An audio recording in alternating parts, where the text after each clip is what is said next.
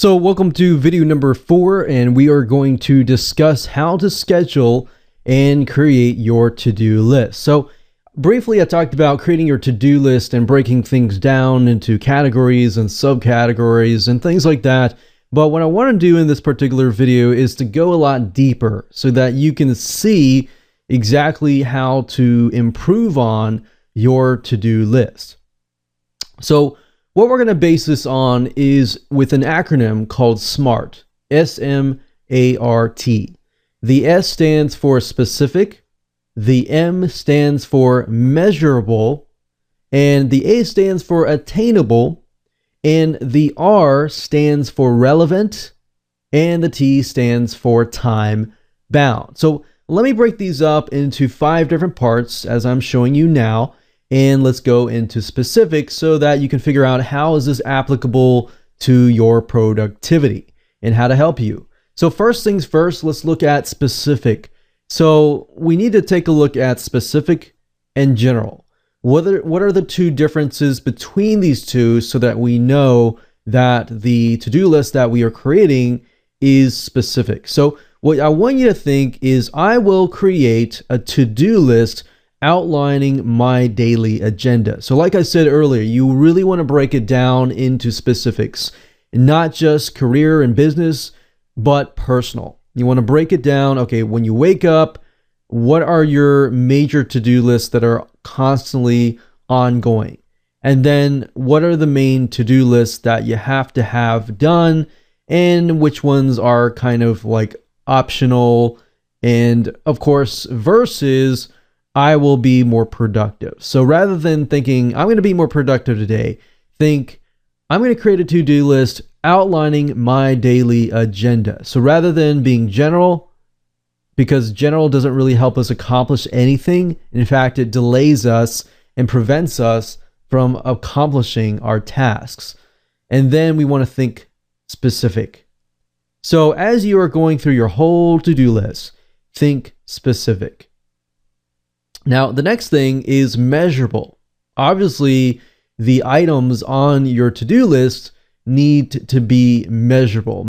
Measurable meaning that you need to have some sort of successful outcome, and that should be observable, and you should be able to see the results at hand and not intangible. So in other words, when you are looking at the to-do list, is it measurable? Is it something that you can actually put a priority on?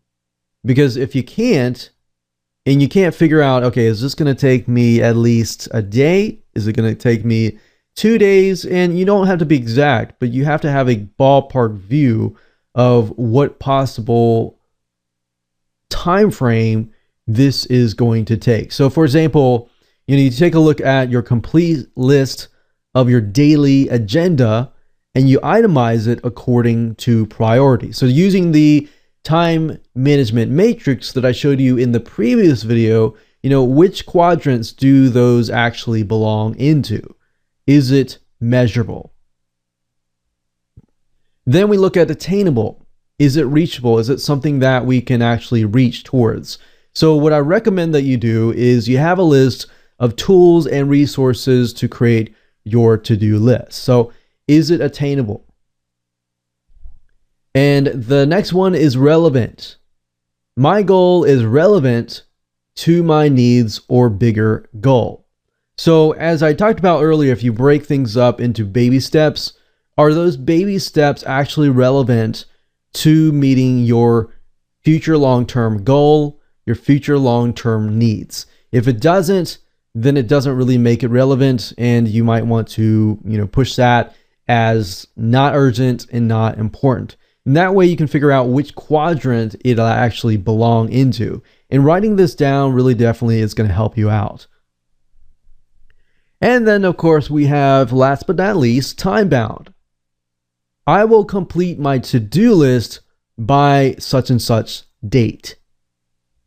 So we obviously need to take a look at, is that priority, is that to-do list going to be reachable by a certain date? So after we figure that out, we need to set a timeline.